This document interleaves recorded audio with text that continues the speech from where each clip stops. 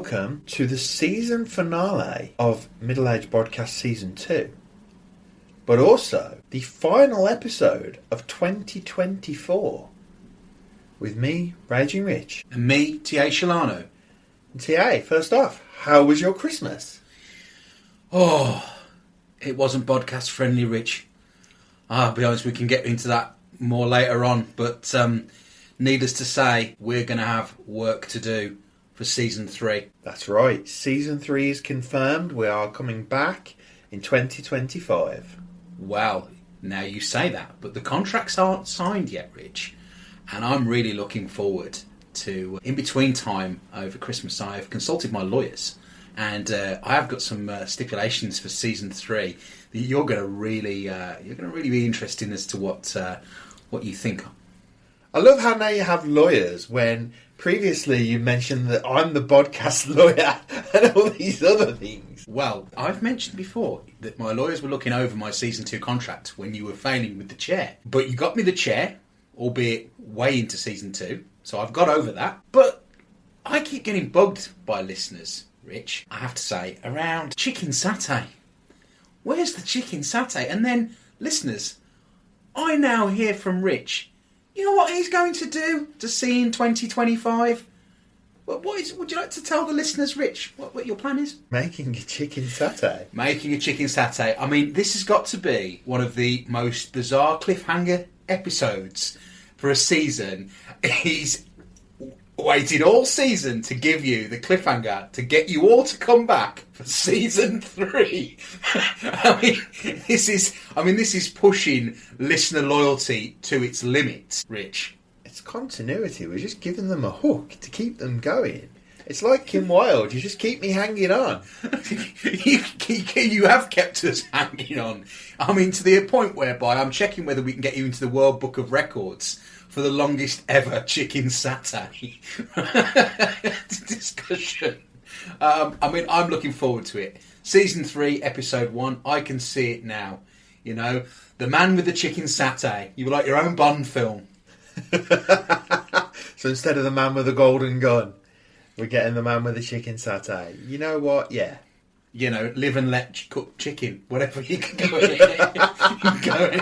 We could keep going with these, I'm sure. The Spy Who Cooked For Me. Nobody does it better. Indeed. Which, coincidentally, is my favourite James Bond themes. Just off the record, or on the record now.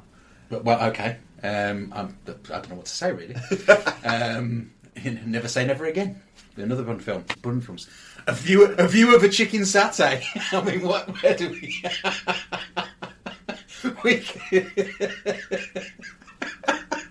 This is ridiculous. It's almost as ridiculous as how long it has taken to get you to do it. But I can confirm we are definitely holding him to account. Please don't give up on us. Please come back for Season 3, Episode 1, where we are going to hear how one man got on with his satay. To be fair, I am getting some guidance, some coaching. Coaching on the satay? Well, yeah. Oh, I've got to hear more about this. What have you got? Jamie Oliver coming round, or...? No, I've got my girlfriend coming round. Oh, here we go. We knew that was coming, eh? Here we go. It's only a few short episodes ago. We was talking about dating and all these different things and single life, and now look at him. He's all loved up and come round here and I'll show you my satay. Oh dear. Terrible. Sorry. But okay, so you're going to get some help in cooking the satay. Oh no, I've been told I have to cook it. Yeah, well, you have got to cook it. I have got to cook it. I have been very much told I'm getting no assistance. It is going to just be guidance in terms of, sure you want to do that? There's going to be no do this, do that. I am cooking it. I have been given a list of ingredients, which I have indeed been looking into. On that point, Mrs. Shelano would not forgive me if I didn't give you a little bit of cooking advice from her with ingredients, which is, she says, you can always add, but you can never take away, which is really good advice if you're not sure on exactly the amounts and different things. Yeah, so if you put too much in, you can't return it, but you can always add. So that's her stellar advice. Thank you very much, Mrs. Shelano. Indeed. Well, I genuinely look forward to hearing about the satay. Well, I've been told I've got to make a portion for you, so I'm going to try and make that happen. But if not, I will cook it for you and Mrs. Shelano at some point as well. Yeah, I mean, obviously I'm not here this evening for your New Year's Eve satay soiree. We wish you a happy New Year's satay. I'm sure it will be absolutely amazing. I don't know what I'm going to be having, but I'm almost jealous now of not being here. I we should almost have this filmed and have a special bonus feature satay episode. But maybe we'll just settle for you coming back and explaining how you got on and whether or not, we will have you cook a satay for me and Mrs. Shelano. But how about go back to Christmas? How was your Christmas, Rich? Yeah, it was good. Saw family and went for an afternoon tea on Christmas Eve as well, which was really good. Really enjoyed that. Oh, very nice afternoon tea. Yeah, a bit of a surprise thing. Well, say surprise. It was a surprise to be asked. I was really appreciative of that. So yeah, went to afternoon tea, and then obviously on Christmas Day had some time with the family, which was fantastic, and saw them on Boxing Day as well. So yeah, fantastic. And got to see my nephew on Christmas Day, which is always a great treat as well.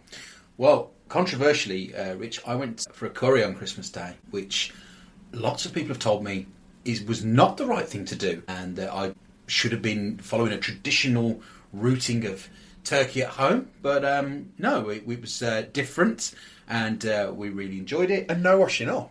No washing up. Well, not for us, no. So that was good. So we quite enjoyed that. But yeah, obviously, I'm looking now and thinking, oh, here we go with, all that work that, you try and put in. Although, to be fair, me and you had let it slip during later podcasting recordings for various reasons. I think our health and fitness journey had sort of, it had gone off track, shall we say. So we're going to bring it back to track, Rich. That's what we're going to do. Season 3 is where it's going to be at, and we'll be telling the listeners a little bit more about that later on. Yeah, I think, as you say, we went off track. We've kind of lost our way a little bit with that sort of side of things. We've learnt a lot over the last season. It's been a really enjoyable season to record. We've had some fantastic guests. I think by having so many guests, learned that we kind of lost some of the other things we were trying to do. The weekly weigh-ins, I know we said we weren't going to bring back in the same way, but a lot of people have said they missed them. So you'll be pleased to know that Season 3 will be bringing back the weekly weigh-in. And also T.A. trying to get me to actually be raging rich, because I'm told I'm far too calm at many a time. Well, this is a point of reflection, New Year's Eve, Rich, obviously, and a look to the year ahead. So, here we are, we're trying to convince people to stay with us if we've slightly deviated on our health and fitness journey, but there's been so many other good points around it, and absolutely massive thanks to all of our guests from Season 2 for their episodes. But yeah, I think it's the weekly weigh-in that we didn't do, should have stayed, should have been a much clearer focus in certain respects around what we were doing, and yeah, that's a reflection point. Genuinely hope you've enjoyed what we have put out for Season 2, whilst we accept the feedback that we'd sort of lost a little bit of Season 1 branding, and now here we are, ironically at the right time of year to be going, right, what's your New Year's resolution? Right, Season 3 of the podcast, let's get serious, because I don't think even in Season 1 we went around it a little bit, we lost a little bit of weight, not much, we were still weighing the same as a baby elephant each, and I'm pretty sure, without getting on any scales today, we're a baby elephant each and a bit more probably after Christmas. So let's get back on track. That's what we've got to do. It's like Tony Stark and Steve Rogers coming back together in Avengers Endgame, reunited and better than ever. He always has to bring in a superhero reference. He just can't help himself. Yeah, it's taken him 12 months to cook a satay, but 1,000 references to superhero films in that time. I love how it's 12 months. It's not. We launched in August. Well, wherever. It feels that long. It feels that long of talking about the satay. It felt like about a year and a half for me asking for this chair, but I got there in the end. So that's the point. We'll get there in the end. You asked for the chair first and you got the chair. Okay. So getting to the fitness journey, we'll get there in the end, is the challenge. So we're going to be really clear on that. But I did see something, Rich, that I thought was really interesting, and in terms of ideas for going into a new year, that I would like to share with our dear listeners going into 2025, is to start the year with an empty jar. Okay. Yeah. And every week, add a note with a good thing that happened. Okay. And then on New Year's Eve, empty the jar and read about the amazing year that you had. I really like that idea. That's a really good plan. I like that a lot. But as you're the king of IT, of course, you'll now want to be offering some tech-savvy solution to that, where people can do that in an automated way and start the year with, I don't know, an empty app and put stuff in your app, and I don't know, it will do insights and measures. And I was just going to say we'll do a spreadsheet, but you've just made it even more technical. Okay, spreadsheet works, I suppose. But I quite like the old practical version of... Yeah, I like that. And actually it'll be easier and more viable to do that than trying to do that via the phone or via a computer or anything like that. It's probably much easier to do that. I actually thought when you said an empty jar, you were going to say put £1 in it every week or something and like try and save some money. But yeah, I like that idea. Well, that is another idea that people do is things like that, isn't it? And of course, there's no shortage of empty jars post-Christmas, or bottles, or everything else, tins and all that kind of stuff. So whatever works for you. But I thought that was quite a nice one to focus on there. And other things to look back on 12 months on a new year. And it's been a bit of a topsy-turvy year in many ways. But I went past the 100 book sales mark. I know, that's incredible. Congratulations. Thank you very much. We got the book out there. We've done all these podcast episodes. We've been on, you've been on, interviewed for another podcast. We've both been interviewed for another podcast. I've been interviewed for a podcast. If it's coming out in 2025. So really, it's interesting when you look back on progress. So I think that's one of the things you have to do at the end of the year, is look back on everything that's happened, take stock and move forward. I agree with that, and I think also things that we've learned from the podcasting side of things as well.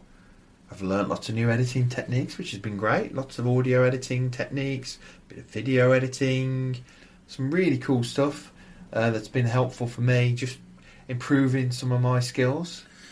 On that point, I've got to say what a privilege it was to watch the King of IT in action, editing last week's Christmas Eve episode with the clipping together of our guests. That was great to watch. Thank you very much. We, of course, have been very honoured with the guests that we've had over the past 2 seasons, actually, because we have managed to get some really incredible topics spoken about and some really interesting views on things. I think we've both said one of the highlights for us was speaking to Mel from Men Against Mountains. Yeah. Which is just an absolutely incredible conversation, thought-provoking and inspirational all the way, and truly just something I think that's very on topic quite a lot, especially at this sort of time of year as well. Yeah, I think that's a really valid point to think about, and obviously if you are struggling, then that's a good episode to certainly listen to. And I think, Rich, we're going to re-release some of the episodes from season 1 before we come back for season 3 in January. I'll get a bit more into where we're going with that later on in the episode. But some great guest episodes. I think on the physical fitness side, the one with Amy P is certainly one I look back on was another inspirational one. If you're looking to start your fitness journey post Christmas, then having listened to Amy P's episode's a good one there as well. And if anyone did listen to Amy P's episode prior to Christmas and decided to do that Christmas Day park run, please do let us know. Absolutely. We'd be keen to hear about that. And of course we had the episode with Sarah where we were talking about dating, and she's obviously an incredible guru, because within a matter of a very short space of time from that episode, Rich is now finding himself with a lady friend to compliment his life and whatnot. So that was obviously that was a positive. Yeah, and then I think back to when we were with Dan from Casting Views, was our first guest episode of season 2. We were talking around, obviously, podcasting and the benefits of doing these things. Obviously, we don't get as much benefits as some of the people making hundreds of thousands of pounds out of it. But there are so many other benefits to doing this kind of thing, which has been great. I actually found, when we spoke to Single Married Geary, and you ended up talking about Birmingham and trying to describe the Birmingham Bullring, the bull at the Bullring, and also Ozzy the Bull at Birmingham New Street. That was a really fun time. Yeah, disappointingly, I mean, that was our first veering into international podcasting, of course, with Single Married Geary being in Spain. I'm still slightly disappointed that the Birmingham Tourist Board have not offered me a role after my stellar performance in trying to sell it for a good 10 minutes of that episode. Although I don't think Single Married Geary have booked flights to Birmingham in inspiration of my selling of it. And then, we finished guest episodes for Season 2 with going truly international with Saffron, who is British but is in Texas, USA. Yeah, and that was a great conversation. We had a really good time talking about lots of topics, and obviously with the editing and everything, how it turned out, we had to cut a few things out of that episode. But I would really love to put it back in as a bit of a bonus while we're on hiatus, just as sort of an added little episode, so you can kind of get parts of the conversation that we had to remove because of our Christmas special and where we went off on tangents. But it was really funny, and we'll try and get that out there for listeners as well. So, Rich, the moment of truth. Okay. Season 3 contracts. Okay. They're in my lawyer's office. You've got your chair, so okay. You're getting the satay. What's next? Oh, no. You see, the contracts are locked in the office, but here you go. I'm prepared to exclusively hear. So I mentioned we're going to replay some of our episodes from Season 1 in January. And that's because Raging Rich and I will return on Tuesday the 4th of February 2025 with Season 3. The previous week will probably give you a little bit of an intro trailer into where we're going. But for the first 3 weeks of January, we're going to replay old episodes. And that's not just because we're being lazy, folks, and it's a lot of work and all the rest of it and whatnot, and that we've got things that we need to obviously resolve for Season 3.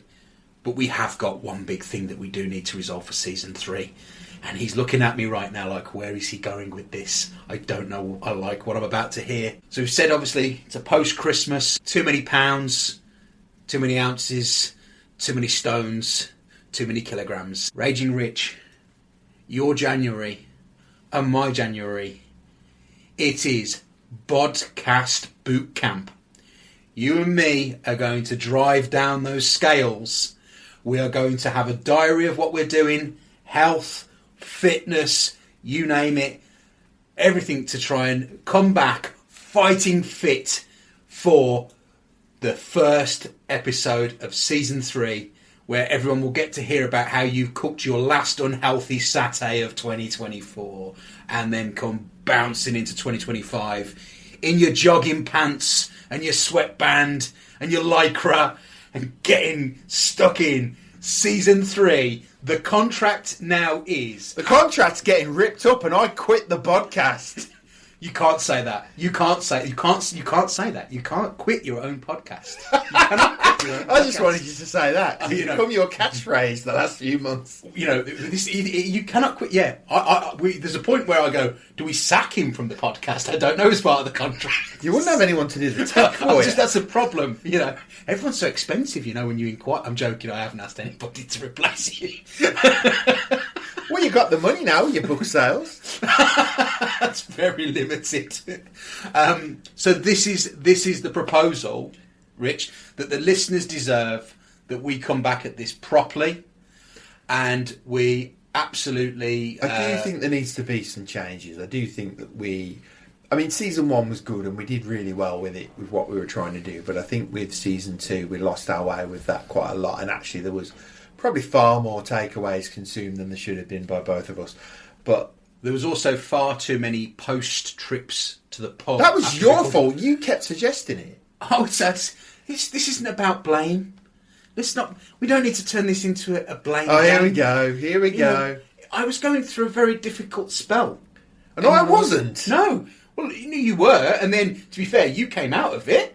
And like it was all joy and happiness and, you know, skipping. And I was kind of going like, oh, veering down into sinking into me Guinness. You know what I mean? It's just so we've just got to kind of level it out, learn from the 2 seasons, and give the listeners what they want. I mean, we did some great content during season 2, but there wasn't enough of it of me and you on scales or trying to get our weight down. Or rowing.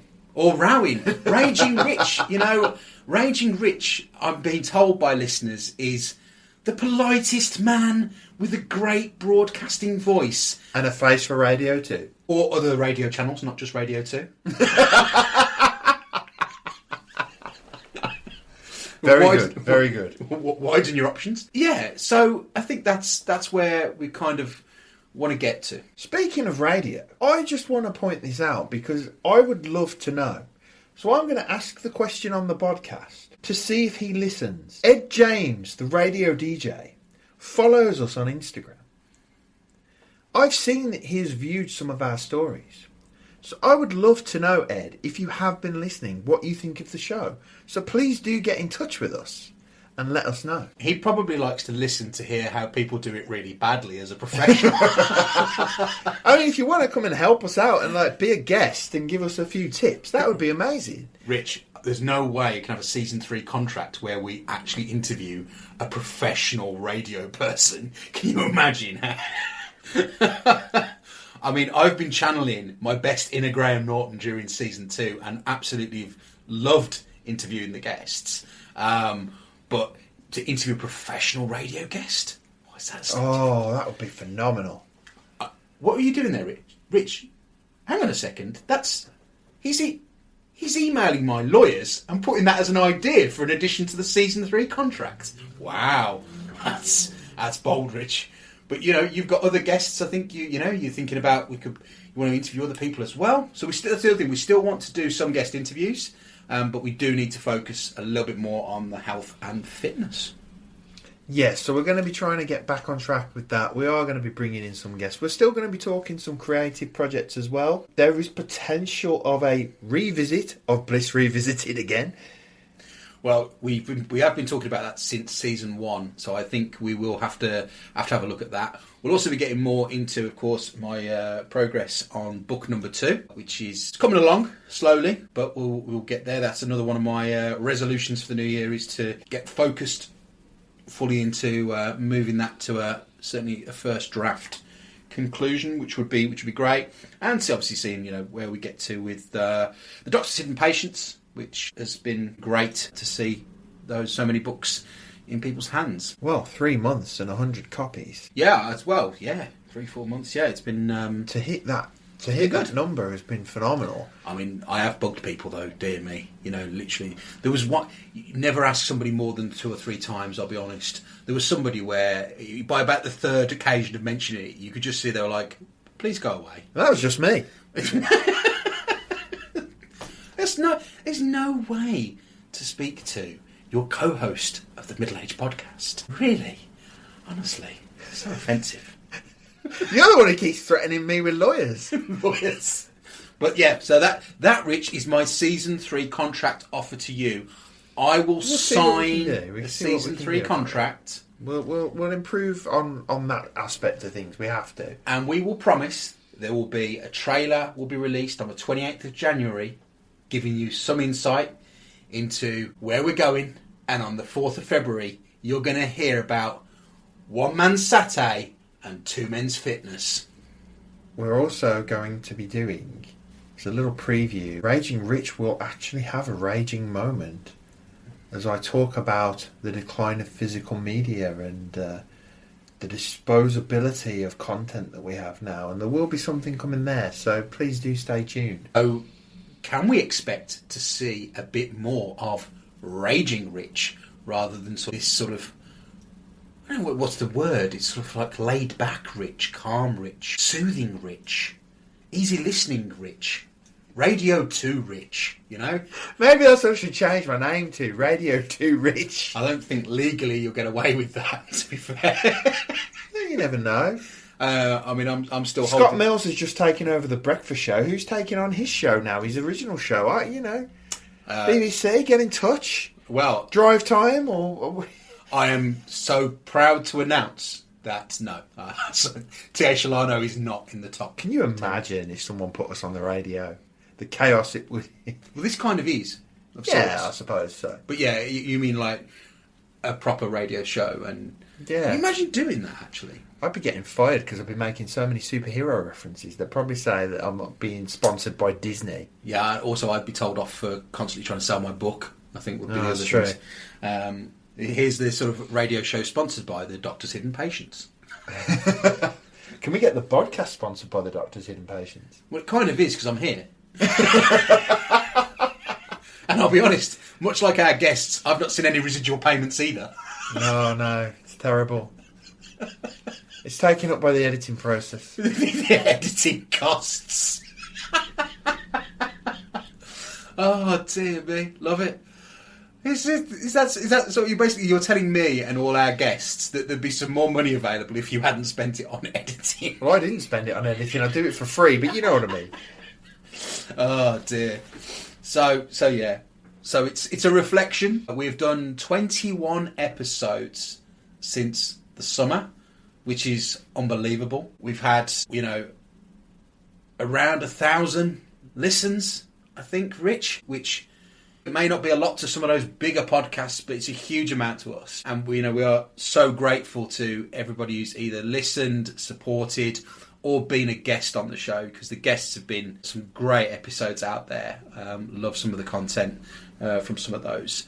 So, really grateful for that. And Rich, I'll publicly now say thank you for all your work editing. I know how challenging it is and the work that you put in, but it does lead to... It's more the constant questions every single Monday of, have you done the editing? Will it be live? And have you done a YouTube version? I forgot 1 week.